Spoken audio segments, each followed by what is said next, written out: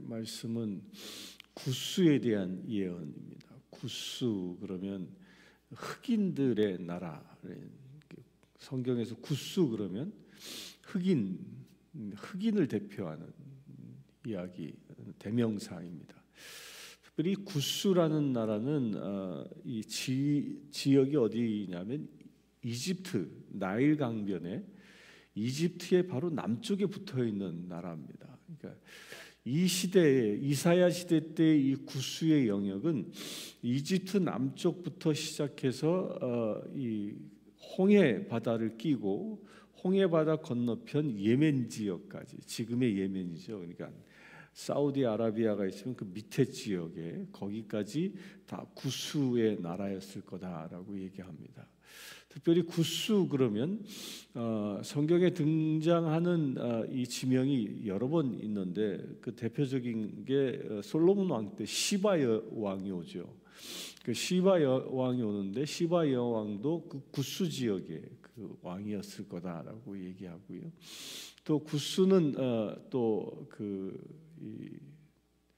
초대교회 때 그 집사 빌립이 사마리아에서 사역하다가 하나님께서 가라 그래서 가다 보니까 광야에서 에디오피아 내시를 만나게 되죠. 그 내시가 바로 이 구스 사람입니다. 구스 사람. 그런데 이 이사야서에서는요, 북이스라엘이나 남유다까지도 하나님께서 심판할 것이다. 그러면서 우리가 쭉 보아온 것처럼 에브라임도 심판할 것이요, 또 우리 그 토요일날 본 거에 의하면 다메섹도 심판할 것이요, 뭐 전부 다 심판하신다고 얘기합니다. 그런데 유일하게요, 이 구스는 심판에 대한 이야기가 없습니다.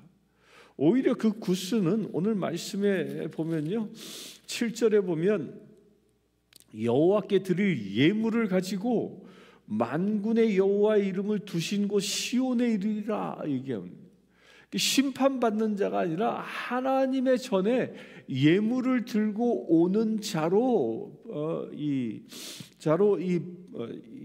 그 구스가 예언되어지고 있습니다. 놀라운 이야기입니다. 그럼 도대체 구스란 나라가 어떤 나라이기에 심판의 대상이 아니라 오히려 하나님을 경배하는 자들로 세워진다라고 예언을 받았을까요? 이 구스란 나라는 재밌는 것이요, 이 예언의 말씀은요 지금까지도 이루어지고 있습니다. 아프리카의 거의 모든 나라들이 그 2차 세계대전 이전에 다 뭐가 됐어요? 식민지가 됐잖아요. 북쪽의 대부분은 프랑스가 점령을 했고요, 남쪽의 대부분은 영국이 점령을 했습니다. 그래서 식민지 생활을 했고 그리하여 엄청나게 많은 고통의 시간들을 보내온 게 사실이었죠. 그런데요, 이 에티오피아는요 식민지가 되지 않았습니다.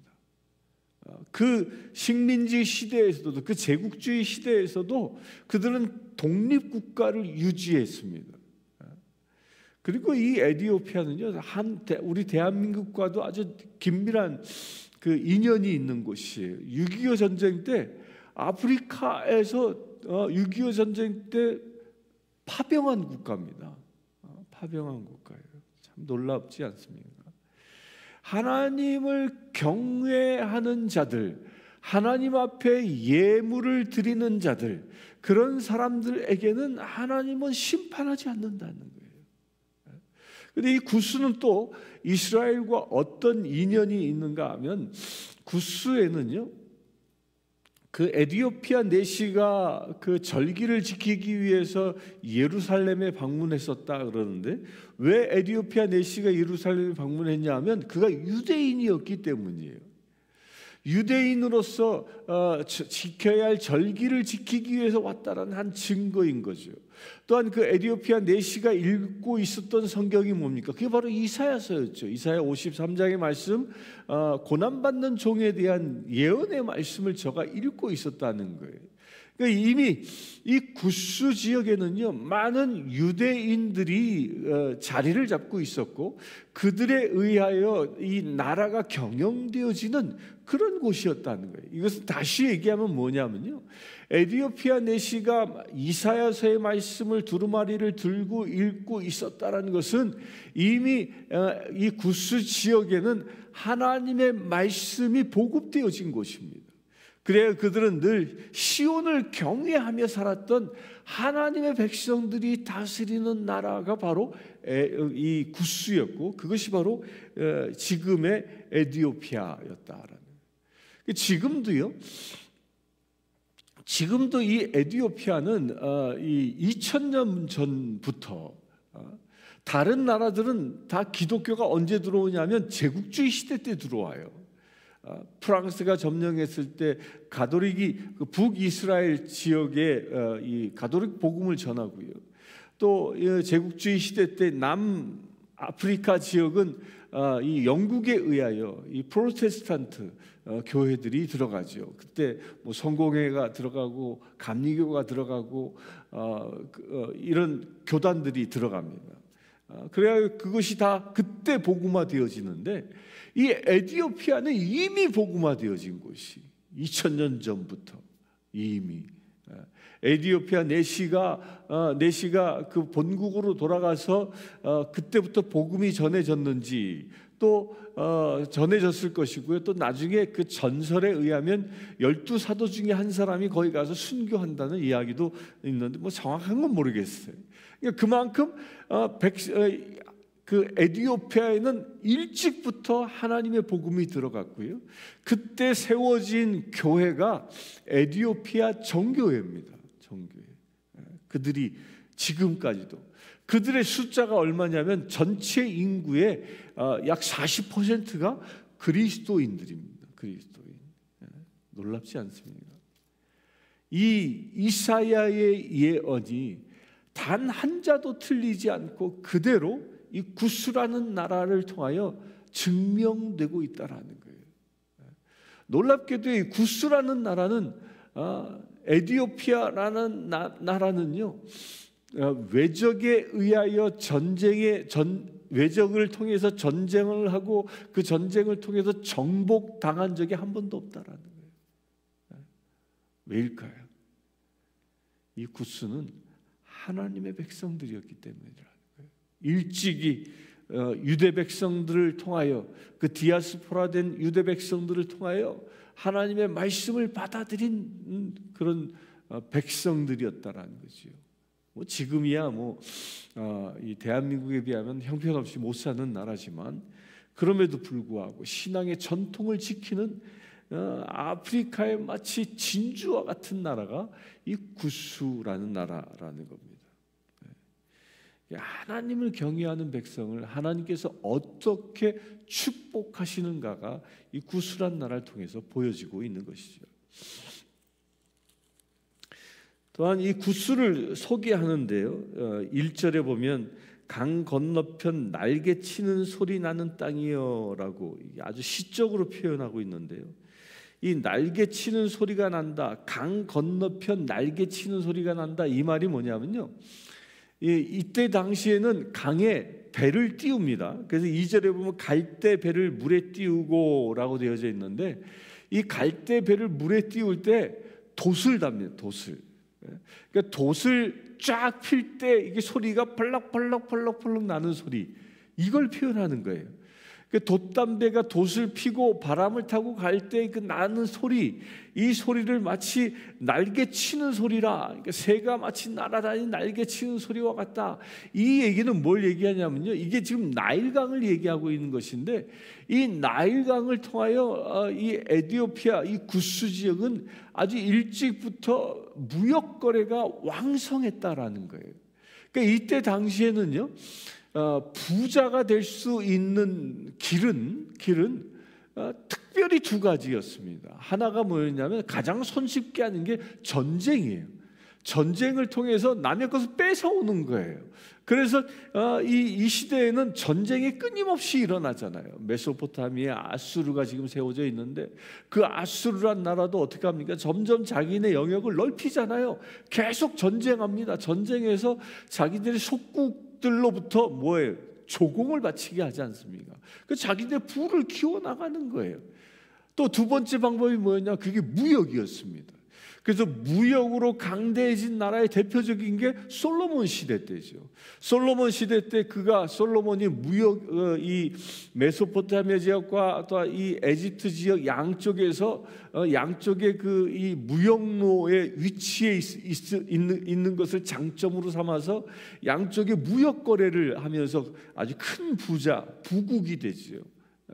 바로 구스가 그건 겁니다. 구스가 이 나일강을 통하여 수많은 무역선들이 오고 간 겁니다. 또 홍해바다를 끼고 있죠. 홍해바다를 통해서도 수많은 무역선들이 오고 가고 있었다라는 거예요. 그만큼 그 무역을 통해서 이 구스는 전쟁을 통해서 남의 것을 빼앗아 오는, 그리하여 부를 누리는 그런 나라가 아니라 정당한 무역 거래를 통하여 부를 축적한 국가였다라는 거예요. 이게 하나님의 나라, 하나님께서 축복하시는 나라의 대표적인 모습인 겁니다. 세상에 속하여 사단마귀에 속한 나라들은요, 끊임없이 남을 죽이고 남의 것을 빼앗아 옵니다. 수탈해 옵니다. 전쟁을 통해서. 그러나 하나님의 나라는요, 남의 생명을 빼앗아 그들의 것을 빼앗아 오는 게 아니라 정당한 거래를 통하여, 무역을 통하여 자기들의 부를 쌓아간다라는 거예요. 이게 놀라운 은혜 아닙니까? 우리가 이 세상을 살아가면서도 마찬가지입니다. 세상에서 지금도 우리 한 사람 한 사람이 살아가는데 우리의 부는 어떻게 쌓여지고 있습니까? 많은 이들이요, 이 제국주의처럼 남의 것을 빼앗는 사람들이 있어요. 이 이민사에 아주 슬픈 소식들이 가끔 들리지 않습니까? 그 이민에 온 사람들 그냥 뭐 어떻게 해서 사기 쳐먹고 말이야, 이런 이야기들이 수도 없이 들립니다. 그런 게 다 무엇과 같은 거예요? 제국 아수르와 같이 남의 것을 강제로 빼앗아 생명을 빼앗는 것들, 거기엔 축복이 있지 않습니다. 한순간에 재물의 부는 누릴 수 있을지라도 아시리아를 하나님께서 심판하시는 것처럼 어느 순간에는 그들도 심판당합니다. 불의하게 재물을 쌓은, 부를 쌓은 사람들의 종말은요, 결코 아름답지 못합니다. 집안이 다 깨지고 마는 거죠. 뭐 그런 소식 들리지 않습니까? 뭐 자식이 부모에게 부모를 죽이고, 그 이유가 뭔가 했더니 재산 때문에요. 부모가 쌓아놓은 재산 때문에 그 부모를 죽이는 일들이 일어나는 거예요. 그 사람이 어떻게 재물을 쌓았는지 결과를 보면 뻔히 아는 거지요. 정말 선한 가족들은요, 하나님의 방법으로 재물을 쌓고요, 하나님의 방법으로 자녀들을 양육하는 겁니다. 그런 곳에선 분쟁과 시기와 질투와 살인들은 다 떠나가는 것이죠. 무엇이 뭡니까? 하나님의 사랑과 은혜가 넘치는 가정이 되는 겁니다. 그래야 부를 누릴 수 있는 가정이 되는 거예요. 부 때문에 바들바들 떠는 자들이 아니라 부를 누리는 자. 부를 누리는 자의 특징이 무엇입니까?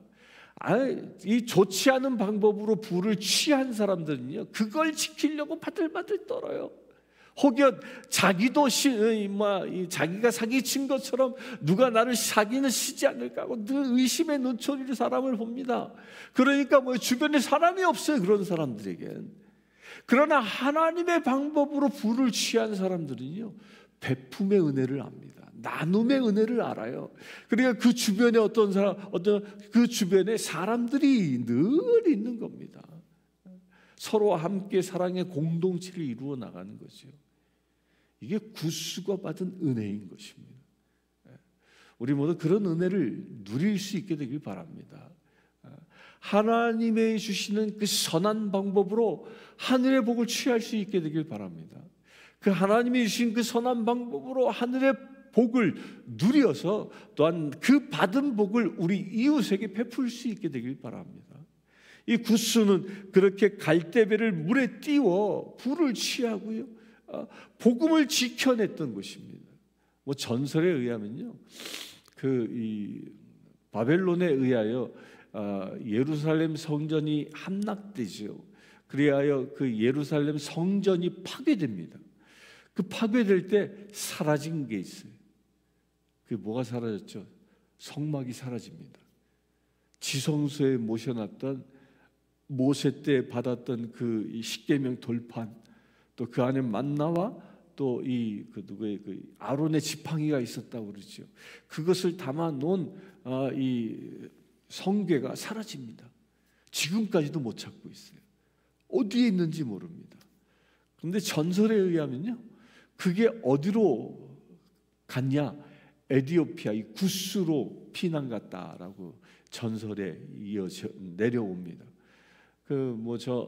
이 방송에서 한번 봤는데, 그 성궤를 찾아서라는 이 다큐멘터리에서 그 에디오피아의 한 마을을 취재했어요. 그 마을을 취재했는데 거기에는 조그마한 성당이 하나 이게 세워져 있어요. 정교회입니다. 2000년의 전통을 가진.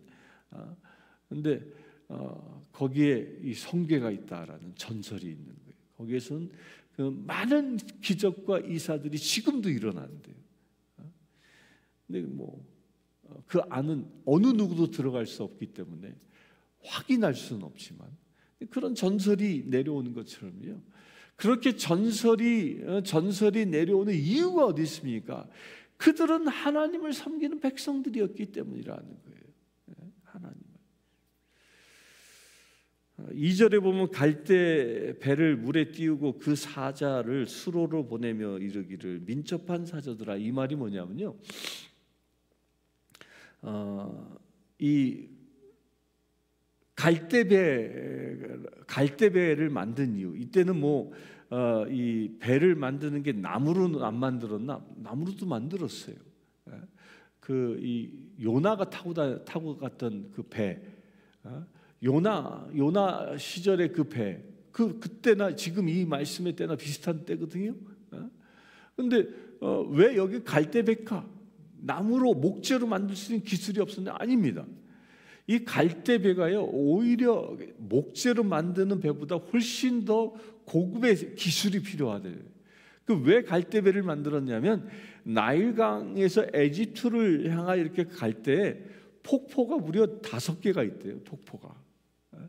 근데 이 폭포는 나무배로는 내려갈 수가 없는 거예요. 왜 못 내려갈까요? 폭포에 떨어진 나무겐 다 산산조각 나버리고 말 거 아니에요. 근데 갈대배는 안 부서지는 거예요. 마치 지금 강에서 즐기는 이 놀이 가운데 막 급류를 타고 막 내려가는 거 있잖아요. 그런 겁니다.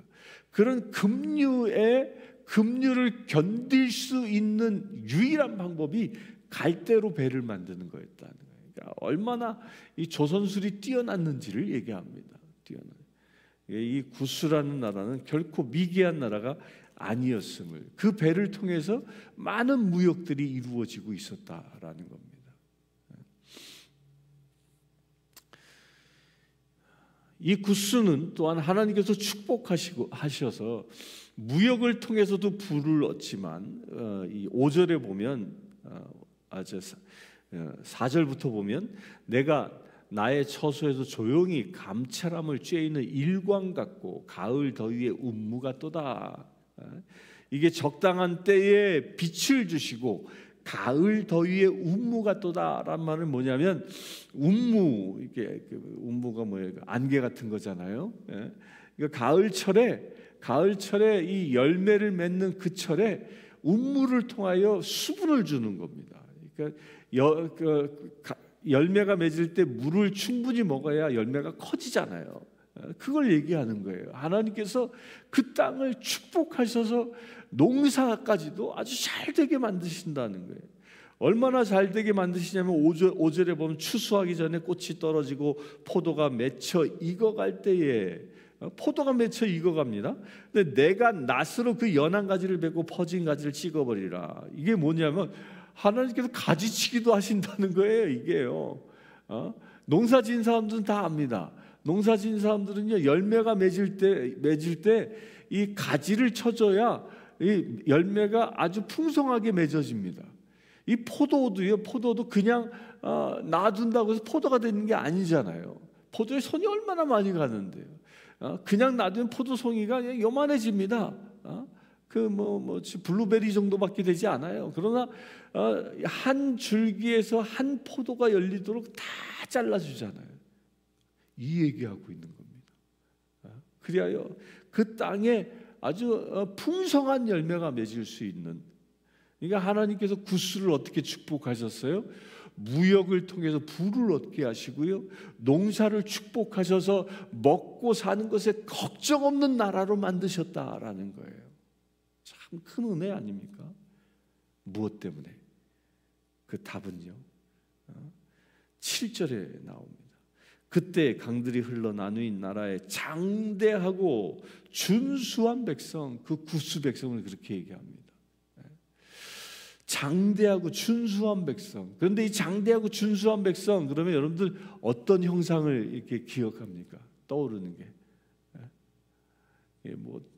이 백인들은 백인의 형상을 이렇게 떠오를 거고요, 우리처럼 황인족은 황인족의 현상을 떠오르죠. 이게 다 흑인들이에요. 아프리카는 흑인들입니다. 그런데 놀랍게도 유대인들은, 유대인의 특징은요, 피부색으로 의하여 민족이 결정되지 않는다는 거예요. 전 세계의 민족 가운데 유일하게 유대 민족만 다 흑인, 백인, 황인종까지 아우로 다 존재하는 민족이 유대 민족이에요. 이상하지 않아요? 구스에도 유대 민족이 있었고요, 중국에도 유대 민족이 있습니다. 중국에도 유전자를 검사해 보니까 중국 사람 가운데 유대인들이 있는 거예요. 유대인들이. 아마 우리 한국 사람에도 유대인 피가 있지 않을까 싶어요. 왜냐하면 옛날 신라 시대 때 경주에 유대인들이 머물고 있었던 처소가 있었다고 합니다. 그러니까 피가 섞였겠죠. 그렇게 유대 백성들은요, 피부색에 의하여 또한 지역에 의하여 구성되어지는 민족이 아니라는 거예요. 유대 민족은 피부색을 떠나서 오직 하나님의 말씀을 붙잡고 살아가는 사람들은 유대 백성이라는 겁니다. 이스라엘 백성이라는 거예요. 여기 중요한 힌트가 우리에게 있습니다. 유대 민족, 곧 이스라엘 민족들은 뭐의 모태예요? 그리스도인들의 모태입니다. 그리스도인들, 유대 민족에서 퍼져나가 그리스도인들이 온 세계를 향하여 복음을 전하는 것이요, 유대 민족에서 시작되어졌으니까. 따라서 이 온 세계에 복음을 전하는 우리 그리스도인들은 인종을 넘어 민족을 넘어 서로 하나 되어지는 존재가 우리 그리스도인이라는 거예요. 그래서 우리가 예배할 때요, 민족끼리 모이는 것 결코 아름답지 않습니다. 물론 언어의 문제가 있을 수 있습니다. 그러나 가장 아름다운 하나님의 원형의 모습은 뭐냐면요, 모든 열방과 모든 민족, 피부색을 넘어서 함께 모여 예배하는 것입니다. 이게 하나님의 나라예요. 주님께서 오실 때에, 나팔 불 때에 하나님의 백성들이 들리움 받아 올라갑니다. 들리움 받아 올라가는데 우리 한민족끼리 모이고 이게 아닌 거예요. 그때는 언어의 장벽도 다 무너집니다. 오직 하나님의 나라의 언어로 통일될 것입니다. 그때 민족끼리 모이는 게 아니라는 거예요. 오직 예수 이름으로 구원받은 백성들이 주님의 보좌 우편과 주님의 그 주변에 모여 하나님을 찬양한다라는 겁니다. 그 모형이 뭐냐? 그게 바로 교회예요. 교회. 그게 교회예요. 현대의 교회입니다. 그래서 현대의 교회는 인종을 넘어 민족을 넘어 사회의 신분을 넘어 모든 사람들이 함께 기도하는 공동체여야 한다는 것이, 우리 그렇게 될 수 있기를 바랍니다. 그러면서 복을 받는 비밀, 아까 말씀드린 것처럼 두려움이 강성하여 대적을 밟는 백성이 대적을 밟는다. 이게 뭐예요? 강성하여 이 구스를 침략하는 민족이 없다는 거예요. 대적이 없다는 거예요. 그래서 역사 이래로 한 번도 지배당하지 않는 그런 국가가 되어졌다는 거죠. 그러면서 뭐예요? 그 이유가 뭐냐? 여호와께 드릴 예물을 가지고 만군의 여호와의 이름을 두신 곳 시온에 이르리라. 그들의 마음이 늘 어디를 향해 있었다라는 거예요? 시온을 향해 있었다. 그 증거가 사도행전의 에디오피아의 내시입니다. 그들의 마음이 시온산을 향하였다. 그게 복의 비밀인 겁니다. 우리 사랑하는 성도님들, 우리 오늘 하루 주님의 전을 향하여 마음을 둘 수 있게 되길 바랍니다. 시온을 향하여 마음을 둘 수 있게 되길 바랍니다. 하나님의 말씀에 마음을 둘 수 있게 되길 바랍니다. 그렇게 마음을 오직 하나님의 시온산에 우리의 마음을 둘 때 구스가 받는 은혜가 우리의 은혜가 되어질 줄 믿습니다. 함께 기도하겠습니다. 주 아버지 하나님, 오직 주님만 찬양합니다. 구스를 통하여 우리가 어떻게 신앙생활해야 할지 밝히 보게 하심을 감사합니다. 아버지 하나님께서 구스 땅 가운데 일찍이 하나님의 백성들을 보내주셨고 저들을 통하여 구스가 하나님의 말씀으로 다스려지는 거룩한 나라 되게 하심을 감사합니다. 아버지 하나님께서 하나님의 방법으로 구스를 참으로 부강한 나라 되게 하시고 단 한 번도 외적에 의하여 침입당하지 아니하고 독립된 국가로 서게 하셨음을 우리가 보았습니다. 아버지 하나님, 이 이사야 시대에 세계에서 가장 강건했던 아수르조차도 구스 땅을 점령하지 못함을 우리가 보았습니다. 아버지 하나님, 그와 같은 역사가 우리 가운데도 일어나기를 원합니다. 구스가 오직 그들의 마음을 시온산을 향한 것처럼 우리의 마음을 오직 하나님의 전을 향하기를 원합니다. 우리가 온전히 구스가 하나님의 말씀을 붙잡고 산 것처럼 우리도 또한 하나님의 말씀을 붙잡고 살아가는 거룩한 치들 되어지길 원합니다. 주여 축복하여 주시옵소서. 구스에게 부어주셨던 하늘의 큰 은혜와 영광이 이 시간 기도하는 모든 심령들 가운데 충만하게 임하게 하여 주시옵소서. 그래 전심을 다하여 하나님의 전을 향하게 하시고 전심을 다하여 말씀을 붙잡게 하시고 전심을 다하여 말씀대로 살아갈 수 있는 거룩한 믿음의 치들 될 수 있도록 아버지 축복하여 주시옵소서. 그래 아버지 하나님, 이 땅 가운데 하늘의 복을 취하여 세상에 베풀며 살아갈 수 있는 거룩한 믿음의 제들 될 수 있도록 아버지 역사하여 주시옵소서. 나만을 위하여 살아가는 존재가 아니라 우리의 이웃을 위하여 더불어 살아갈 수 있는 거룩한 믿음의 제들 되어질 수 있도록 아버지 축복하여 주시옵소서. 그래 아버지 하나님, 구별된 주의 자녀들 되게 하시고 하나님의 백성 되게 하셔서 이 악한 세상 가운데 날마다 승리하며 살아가는 대적할 자가 없는 거룩한 믿음의 백성들 되어질 수 있도록 아버지 축복하여 주시옵소서. 우리 주 예수 그리스도의 이름으로 기도드리옵나이다. 아멘. 이 시간 교회를 위하여 기도하기를 원합니다. 이 땅에 있는 모든 교회들이 참으로 모든 민족과 열방들이 모여 기도할 수 있는 참으로 아름다운 교회 되어질 수 있도록 이 시간 합심하여 기도하기를 원합니다. 아버지 하나님, 이 내시빌 땅을 축복합니다.